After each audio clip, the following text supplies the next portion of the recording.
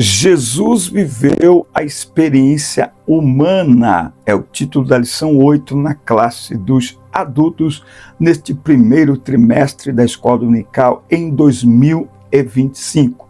O textuário está em Mateus 4 e versículo 23. E percorria toda a Galileia, ensinando nas suas sinagogas e pregando o evangelho do reino, e curando todas as enfermidades e moléstias entre o povo. O Senhor Jesus Cristo teve vida social, amigos e parentes, interagia com as pessoas e era conhecido dos vizinhos e moradores de Nazaré, onde fora criado. Então, veja bem, será que Jesus era um fantasma, como alguns dizem? Jesus era só um espírito? Se Jesus era 100% humano, havia nele pecado, ele carregava em si a semente do pecado? Parecem perguntas com respostas muito óbvias, mas é fazendo essas perguntas que nós aprimoramos o nosso conhecimento da palavra de Deus e tiramos dúvidas de muitas pessoas que estão ouvindo outros ensinamentos acerca do nosso Cristo por aí. Por isso, fique aí até o final desta videoaula comigo. Eu sou o professor Denis Pereira, presbítero da De Belém, aqui em Campinas, São Paulo, e é um prazer recebê-los aqui semanalmente, pastores, superintendentes, coordenadores, dirigentes, professores, alunos e todos que amam a palavra de Deus e a Escola Dominical, para juntos prepararmos a aula da semana. Pega aí papel, caneta, bloco de notas, sua Bíblia. Vamos juntos preparar a aula da semana. Não se esqueça de se inscrever no canal, ativar o sino de notificações. Não se esqueça de comentar o nosso vídeo. E fique por aí que daqui a pouco eu tenho avisos muito importantes para todos vocês.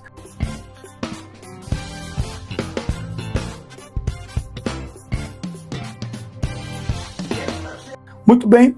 Bom, a gente vai direto lá para a introdução, tá certo? O Senhor Jesus não viveu como um anacoreta, ou seja, como um monge ou eremita em um retiro solitariamente, isolado da sociedade, e nem nos ensinou essa prática. Não, pelo contrário. A narrativa bíblica mostra um Jesus que teve vida social e religiosa. Jesus é mostrado na Bíblia no meio das pessoas, no meio dos ambientes. O próprio primeiro milagre de Jesus é realizado em Caná da Galileia, ou seja, uma festa. Ninguém vai em uma festa de casamento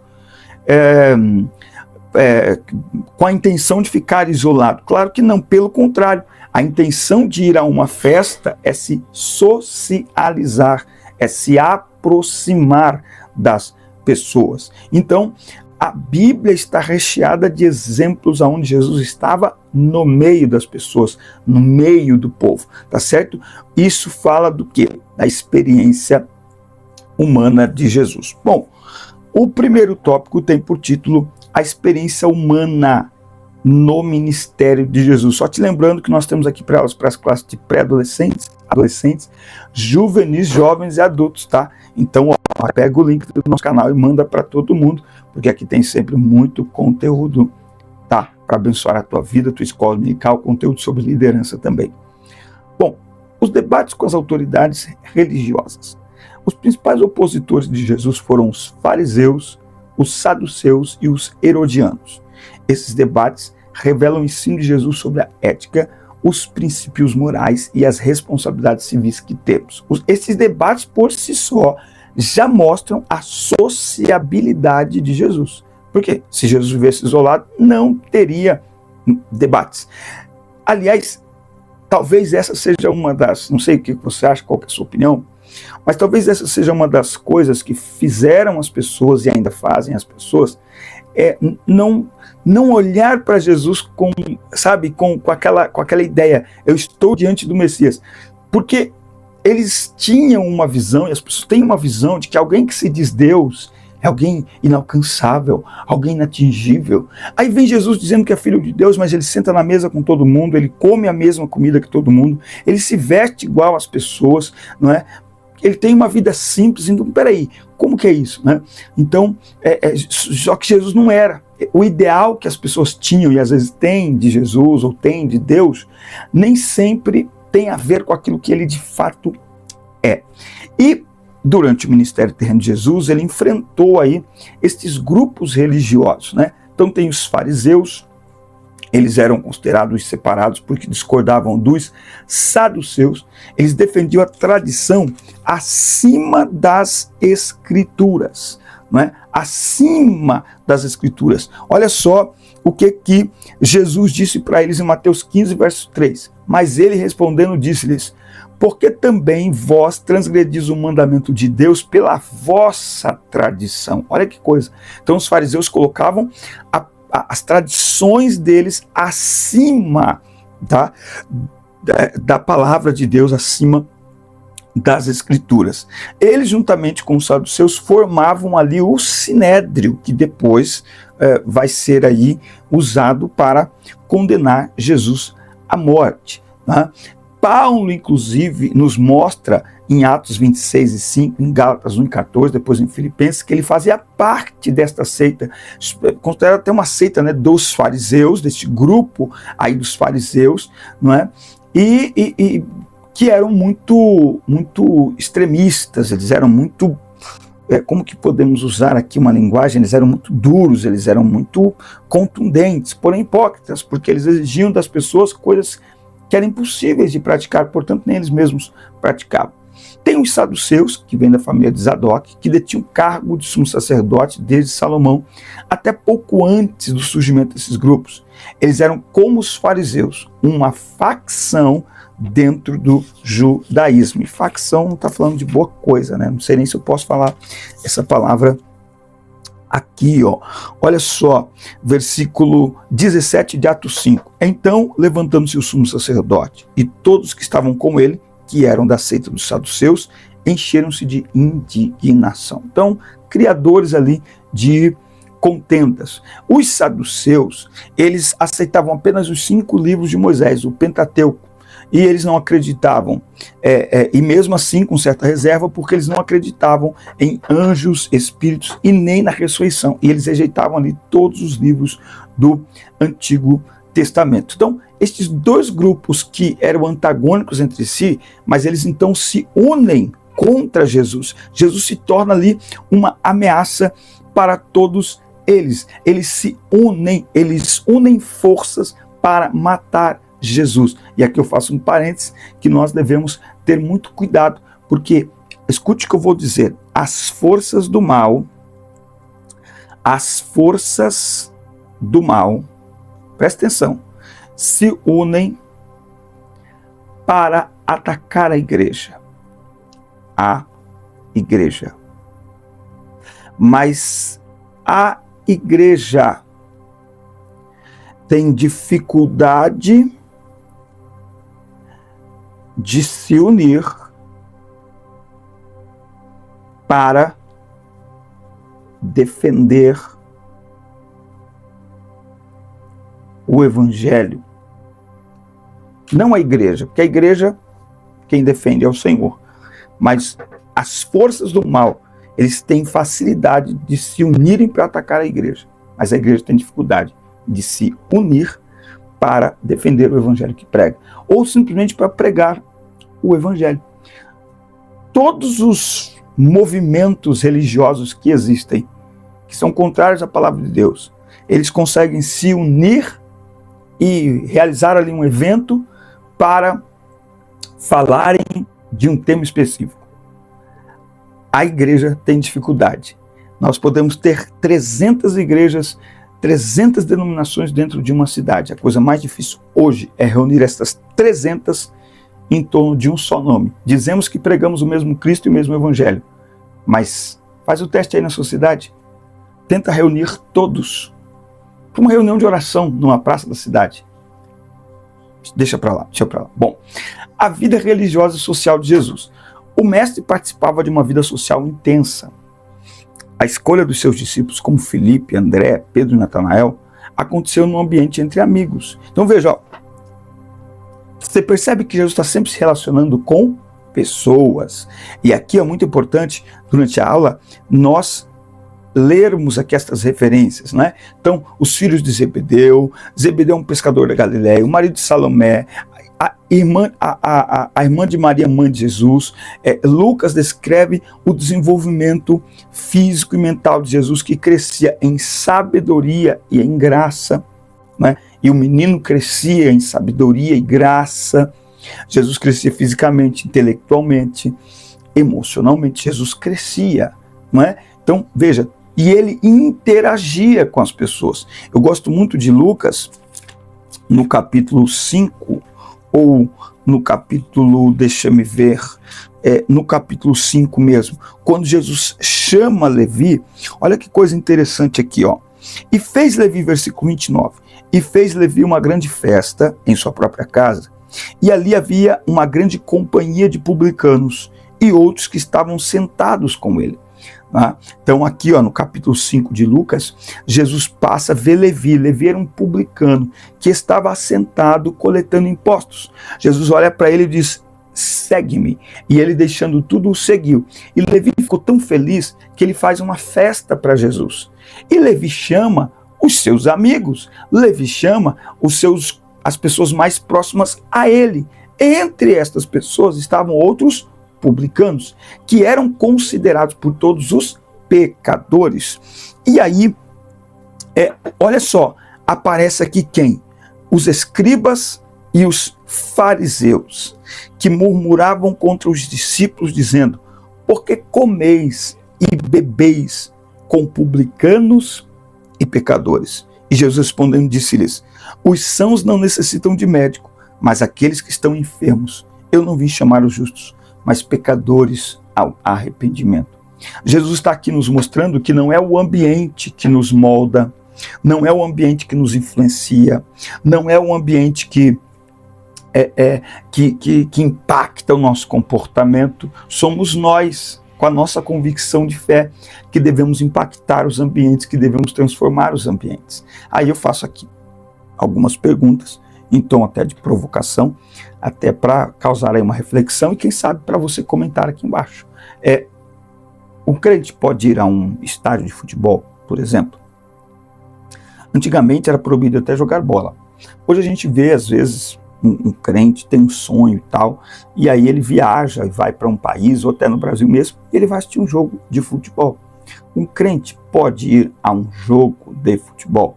Durante muito tempo, por exemplo, por conta da televisão, por exemplo, né, era inimaginável imaginar crentes indo a cinema.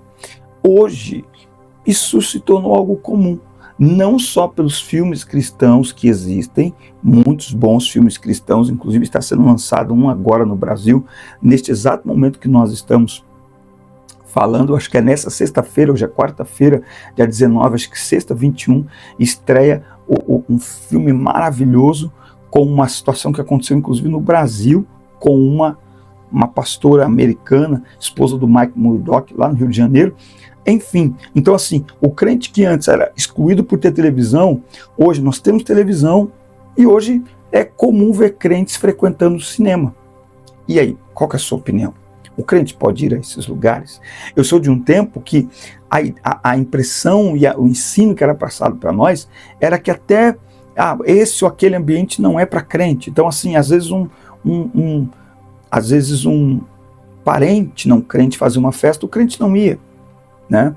O crente vai para uma festa de final de ano, está lá toda a família, tem os bebendo, outros fumando, ele não consegue ficar bem, porque tem crente que só consegue ficar bem no meio de outros crentes, mas Jesus ensina exatamente o contrário, que nenhum ambiente é capaz de apagar a luz de Cristo em nós. Meu Deus, essa ficou forte, hein?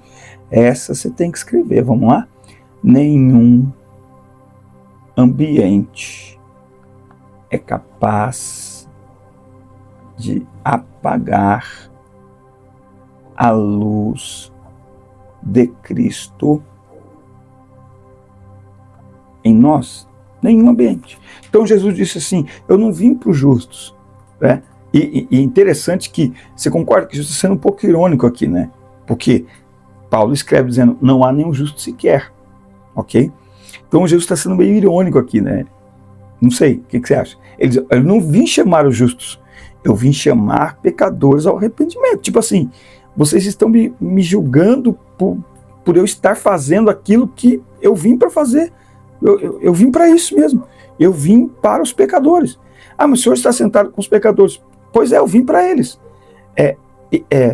Hipócrita seria eu vir para eles e não me sentar com eles. Né? Então aquele crente que não dá bom dia para o vizinho, não dá bom dia para o patrão, porque ele é muito crente. Ele é muito crente, ele não fala com ninguém, ele se isola. Então Deus não nos chamou para vivermos em uma bolha. Deus não nos chamou para vivermos em uma bolha. Deus nos chamou para viver no meio, fazer a diferença no meio, para iluminar o meio, para transformar o meio pelo poder do Evangelho. É no meio que nós fazemos a diferença. E aí, vocês estão gostando? Está sendo útil aquilo que nós estamos ministrando aqui? Se você puder, por favor, inscreva-se no canal, ative aí as notificações, dá like no vídeo, deixa seu comentário é muito importante para nós. O seu comentário vale ouro para nós. E olha, deixa eu dar aqui logo esses dois avisos aqui para você. Meu WhatsApp está aqui na descrição, você pode entrar em contato conosco, será um prazer atender a sua igreja, atender o seu departamento, para ministrarmos aí a palavra de Deus. Nós viajamos ministrando a palavra de Deus. Também, aqui na descrição do vídeo, tem dois links. Os dois primeiros links, abre aqui a descrição, os dois primeiros links que estão aqui na descrição. O primeiro é de um treinamento para professores da escola dominical que está à sua disposição, para você assistir aí na tela do seu smartphone ou na sua Smart TV, com acesso vitalício. Tá certo? Está à sua disposição o treinamento Transforme Suas Aulas, é o primeiro link aqui na descrição.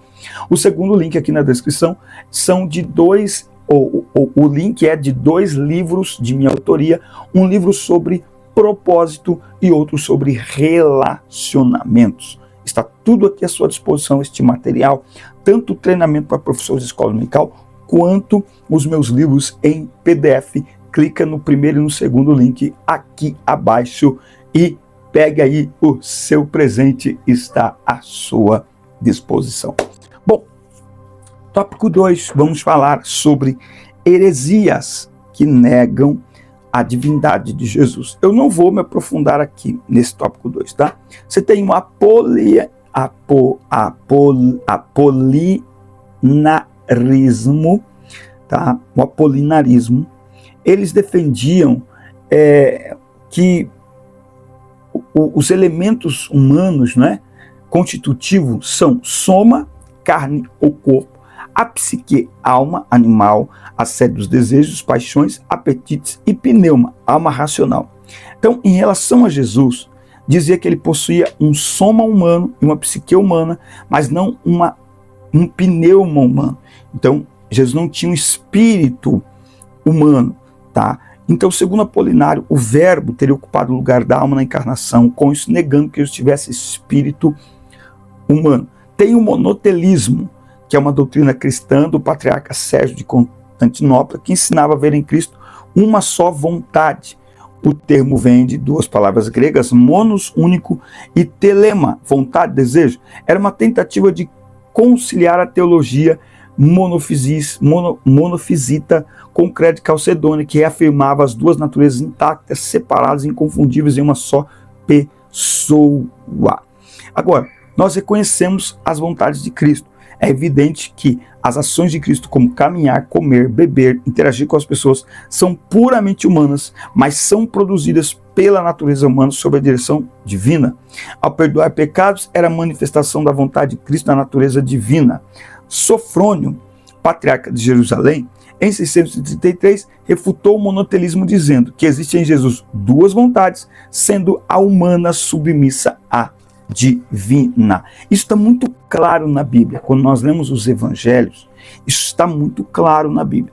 São pessoas com visões distorcidas da Bíblia, ou procurando visões distorcidas da Bíblia, que acabam confundindo todas as coisas. Mas a natureza humana de Jesus, a natureza divina de Jesus, isso está muito bem separado e ao mesmo tempo integrado uma coisa com a outra. Eu vou continuar, meus irmãos, com 1 Coríntios capítulo 2, do 14 em diante. O homem natural não compreende as coisas de Deus. Nós vivemos um tempo de pessoas muito céticas, muito incrédulas, pessoas que decidiram não crer, para as quais qualquer coisa que você diga, por mais que você explique e apresente bons argumentos, nada disso fará diferença, porque a escolha delas já foi tomada. Elas não querem crer, elas não vão crer. Então, o homem natural, o homem carnal, não compreende as coisas de Deus, porque as coisas de Deus são discernidas espiritualmente. Por isso que o carnal não consegue discernir. O carnal é perigoso, ele até pegar a Bíblia, porque ele pega a Bíblia e, meu Deus do céu, atrapalha tudo na cabeça dele. Por quê? Porque é preciso da ajuda do Espírito Santo para interpretar a Bíblia, para entender a Bíblia.